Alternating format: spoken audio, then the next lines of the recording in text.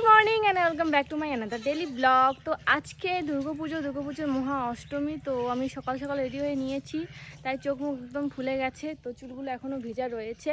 তো আমি এখন পুজো দিতে যাবো, তো চলো তোমরা আমার সাথে।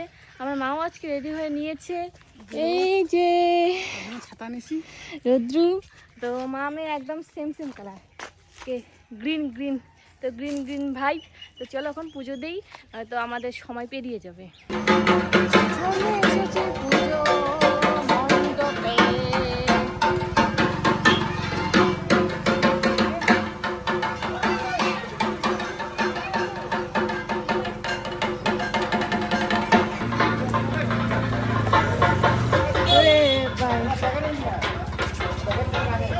ইলা কত করি?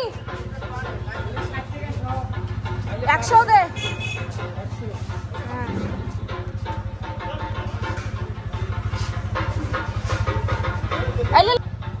উলাতে 10টা মতন জিলেবি। গাইস জিলেবি দেখে লোক করছে।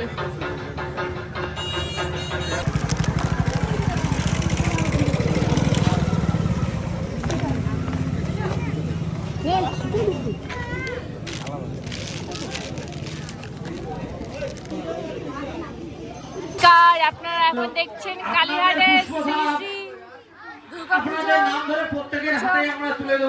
এখানে প্রচুর পরিমাণে ভিড় রয়েছে, সবাই আমরা লাইনে দাঁড়িয়ে আছি।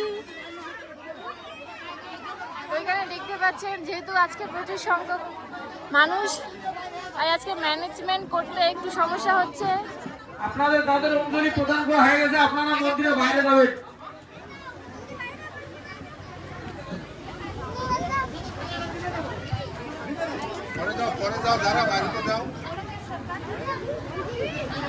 ভিতরে অনেক ভিড়।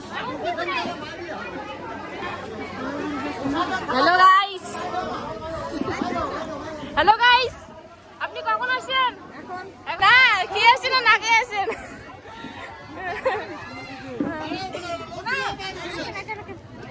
আপনাকে দারুণ লাগছে, সেই লাগছে।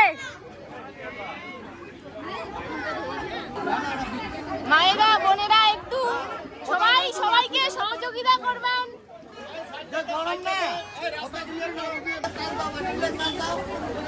দেখিস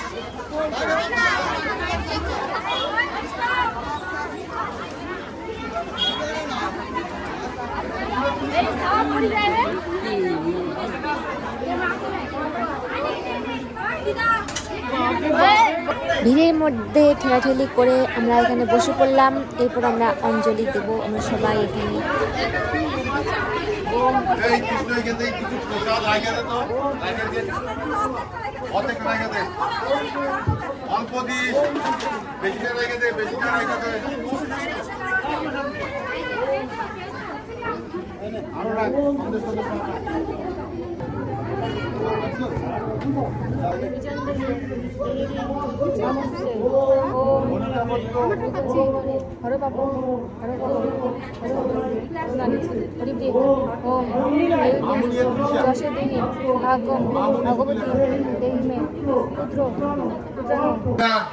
গাইস আমাদের অঞ্জলি দেওয়া কমপ্লিট।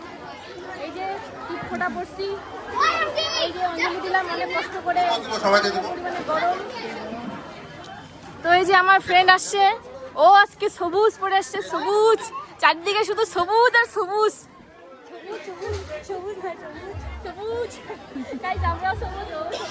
সৌদামণি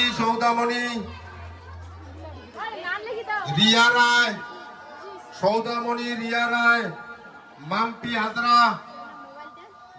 আপনি কি মানাচিনা করবেন?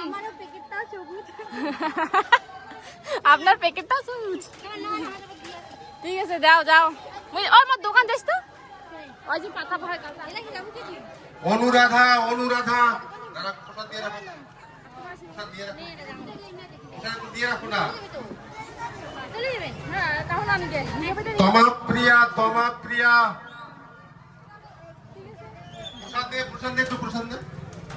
প্রিয়া এরপর আমি আমার স্যালনে চলে এলাম। আসার পর এখানে থ্রেডিংয়ের কাজ ছিল, সেগুলো করলাম। তারপরে আমার ক্লায়েন্ট স্পা করবে, তার হেয়ারের অবস্থা খুবই খারাপ, প্রচণ্ড পরিমাণে ড্যামেজ হয়ে গেছে, ব্রেকেজ হচ্ছে। তো এখানে আমি স্পা করছি। তো প্রায় স্পা করা কমপ্লিট। এরপর আমি হালকা একটু শুকিয়ে নিলাম, নেওয়ার পর এই ছিল তার ফাইনাল রেজাল্ট। তো ক্লায়েন্ট আমার একদম হেয়ারের যত্ন নেয় না দেখে মনে হচ্ছে, তো আস্তে আস্তে এটা ঠিক হয়ে যাবে। তো এই ছিল তার ফাইনাল কাজ।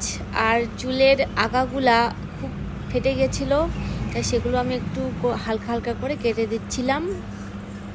উপরের দিকে যেগুলো চুল ছিল সেগুলো একটু বেশি ছিল, তো এখানে আমি আস্তে আস্তে চুলের আগাগুলোকে কেটে দিচ্ছি। আর নিচের দিকে একটু কাটবে বলছিল, তাই হালকা একটু যেই জায়গাগুলো ফেটে গিয়েছিলো সেগুলো সেই জায়গাগুলো কেটে দিচ্ছিলাম।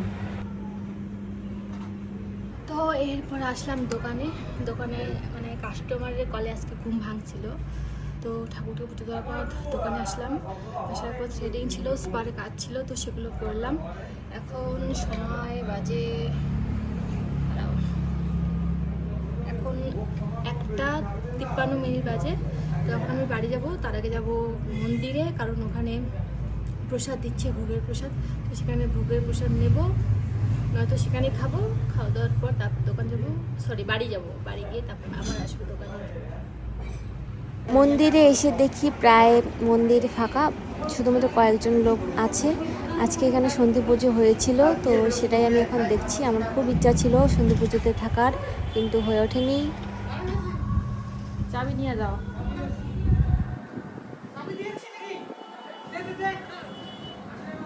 কোথায় গেছো? এদিকে আসো। কোথায় গেছো? তাড়াতাড়ি অল্প গরম না বেশি। আজকে অষ্টমী শেষ হয়ে গেল, নবমী পড়ছে, তুমি এখন শপিং করছো? হ্যাঁ, কোন থেকে দোকানদারি করছি না, সময় পাইনি, তাই আজকে গেছি।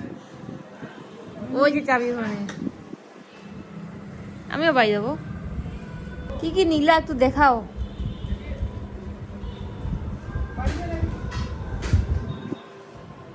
তো আজকে শপিং করতে গেছি, আজকে অষ্টমী শেষ, আজকে আমাদের শপিং। বাবার জন্য নেওয়া হয়নি, মাও নেয়নি, আমি তো নেই এখনো। তো মাই নিয়ে আসে একটা জামা। আমার মনে কোনো রকম মানে ড্রেস কেনার প্রতি কোনো রকম আগ্রহ নেই, নিয়ে আসে, পরা যাবে কোনো এক সময়। তো আমি এই ড্রেস আমার বার্থডেতে গিফট করেছি, আমার বার্থডেতে গিফট করা ড্রেসগুলো পরে আমি ঠাকুরকে ঘুরে দিচ্ছি। তো দোকানে আসার পর একটু কাজ করলাম, আর একটু দোকানের মধ্যে থাকার পর আমি বাড়ি যাব। তো প্রচণ্ড ঘুম পাচ্ছে, কারণ কিছুদিন ধরে খুব কাজ করা হয়েছিল, রেস্ট দরকার শরীরের মধ্যে। তো টাটা। এখন প্রায় 8টার মতো সময়, তো আমি এখন দোকান বন্ধ করব। তো অনেকক্ষণ ধরে দেখছিলাম রাস্তা দিয়ে যাচ্ছে ছোটো ছোটো ভাই বোনেরা, খুব সুন্দর করে সেজে গুজে। চলো গাইস, এখন বাড়ি যাওয়া যাক, আমার সেই ঘুম পাইছে, সেই মারাত্মক লেভেলের ঘুম পাইছে।